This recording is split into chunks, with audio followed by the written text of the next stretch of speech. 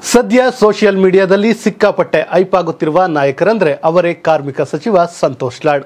ಅದರಲ್ಲಿಯೂ ಇತ್ತೀಚೆಗಂತೂ ಮಿಂಚಿನ ಮಾತುಗಾರಿಕೆಯಿಂದ ಯುವಕರ ಗಮನ ಸೆಳೆದಿರುವ ಸಂತೋಷ್ ಲಾಡ್ ಅವರ ಹುಟ್ಟು ಹಬ್ಬದ ಅಂಗವಾಗಿ ಆಯೋಜಿಸಿರುವ ಕಾರ್ಯಕ್ರಮ ಇದೀಗ ಸೋಷಿಯಲ್ ಮೀಡಿಯಾದಲ್ಲಿ ಧೂಳೆಬ್ಬಿಸುತ್ತಿದೆ. ಎಲ್ಲಿ ನೋಡಿದ್ರೂ ಇದೇ ಕಾರ್ಯಕ್ರಮದ ಚರ್ಚೆಗಳು ಆಗ್ತಿವೆ.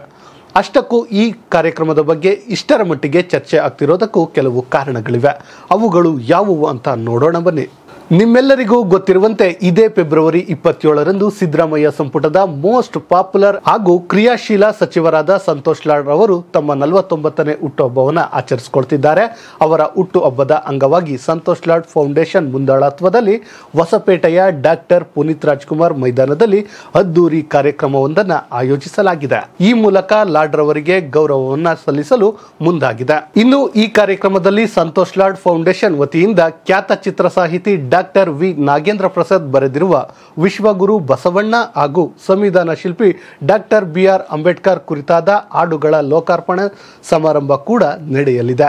ಈ ಮೂಲಕ ಸಮಾಜಕ್ಕೆ ತನ್ನದೇ ಆದ ಕೊಡುಗೆಯನ್ನು ಕೊಟ್ಟವರ ನೆನಪು ಮಾಡಿಕೊಳ್ಳಲಾಗ್ತಿದೆ. ಇನ್ನೊಂದು ವಿಶೇಷವಂದ್ರೆ ಅಂದ ಹಾಗೆ ಈ ಹಾಡುಗಳೇನಿವೆ, ಈ ಹಾಡುಗಳಿಗೆ ಬೀಟ್ಗಳಿಗೆ ರೀಲ್ಸ್ಗಳನ್ನು ಮಾಡುವ ಸ್ಪರ್ಧೆಯನ್ನು ಕೂಡ ಆಯೋಜಿಸಲಾಗಿದ್ದು, ಮೊದಲ ಬಹುಮಾನವಾಗಿ 25,000, ಎರಡನೇ ಬಹುಮಾನವಾಗಿ 15,000, ತೃತೀಯ ಬಹುಮಾನವಾಗಿ 10,000 ಬಹುಮಾನವನ್ನು ಕೂಡ ಘೋಷಿಸಲಾಗಿದೆ. ಹೀಗಾಗಿ ಈ ಹಾಡುಗಳಿಗೆ ಖ್ಯಾತ ಸೋಷಿಯಲ್ ಸ್ಟಾರ್ಗಳೆಲ್ಲ ರೀಲ್ಸ್ ಮಾಡುತ್ತಿದ್ದು, ಎಲ್ಲೆಡೆ ಈ ಹಾಡುಗಳು ಹಾಗೂ ಕಾರ್ಯಕ್ರಮ ಸಿಕ್ಕಾಪಟ್ಟೆ ವೈರಲ್ ಆಗ್ತಿದೆ. ಇದಷ್ಟೇ ಅಲ್ಲದೆ ಸಂತೋಷ್ ಲಾಡ್ ಅವರ ಅಭಿಮಾನಿಗಳಿಗಂತೂ ಈ ಕಾರ್ಯಕ್ರಮ ಒಂದು ರೀತಿ ತುದಿಗಾಲಿನಲ್ಲಿ ನಿಲ್ಲಿಸಿದೆ. ಇತ್ತೀಚೆಗಂತೂ ಒಂದು ಕ್ರೇಜ್ ಸೃಷ್ಟಿ ಮಾಡಿರುವ ಸಂತೋಷ್ ಲಾಡ್ ಅವರನ್ನ ನೋಡಿ ಮಾತನಾಡುವ ಹಂಬಲಕ್ಕಾಗಿ ಅಭಿಮಾನಿಗಳು ಕಾಯ್ತಿದ್ದಾರೆ. ಒಟ್ಟಿನಲ್ಲಿ ಭೀಮ, ಬಸವ, ಬುದ್ಧ ಅನುಯಾಯಿಯಾಗಿರುವ ಸಂತೋಷ್ ಲಾಡ್ ಅವರ ಹುಟ್ಟು ಹಬ್ಬದ ಸಂಭ್ರಮದಲ್ಲಿ ಆಯೋಜನೆಯಾಗಿರುವ ಈ ಅರ್ಥಪೂರ್ಣ ಕಾರ್ಯಕ್ರಮದಲ್ಲಿ ಎಲ್ಲರೂ ಭಾಗಿಯಾಗಿ ಸಚಿವ ಲಾಡ್ ರವರಿಗೆ ಹುಟ್ಟು ಹಬ್ಬದ ಶುಭಾಶಯವನ್ನ ತಿಳಿಸೋಣ.